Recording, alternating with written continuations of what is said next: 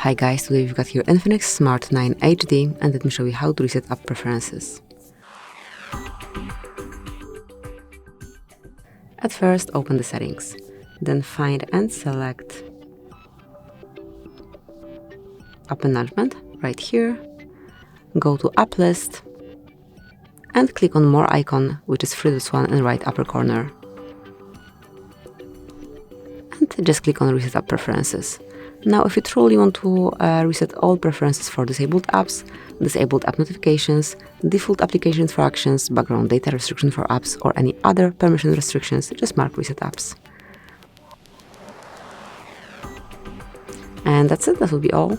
So thank you for watching, please subscribe our channel and leave the thumbs up.